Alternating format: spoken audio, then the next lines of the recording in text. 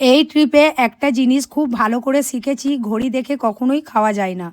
কখন যে breakfast lunch হয়ে গেছে, কখন যে লাঞ্চ ডিনার হয়ে গেছে আমরা নিজেরাও বুঝতে পারিনি। সকালবেলায় বেরিয়ে পড়তাম ঘুরতে যাওয়ার জন্য, তারপর পাহাড়, ঝর্ণা, রাস্তার সৌন্দর্য দেখতে দেখতে সময় কখন উড়ে যেত টেরই পেতাম না। যখন খিদে পেত তখনই খাবার খেতাম। ঘোরার শেষে ফুচকা আর ম্যাগি খাওয়ার মজাটা ছিল আলাদা। পাহাড়ি হাওয়া, সুন্দর দৃশ্য আর গরম গরম খাবার ছিল একদম পারফেক্ট কম্বিনেশন। এখানে এসে যে যত সুপারি গাছ দেখলাম তা দেখে মনে হচ্ছে এই যে আমাদের উকিল বাবু, ওনার জন্য এক বস্তা প্যাক করে নিই। পুরো গ্যাং মিলে চলে এলাম ডাউকি লেকের বিখ্যাত নীল জল দেখার জন্য। একটু এগিয়ে দেখিয়ে বাবা, এ তো গোল্ডেন জল, একদম অন্যরকম। সবচেয়ে মজার ব্যাপার কি জানো, এই সৌন্দর্যের পাশেই আছে বাংলাদেশের বর্ডার। দুই দেশের সীমানা যেন একদম চোখের সামনে। জয় হিন্দ।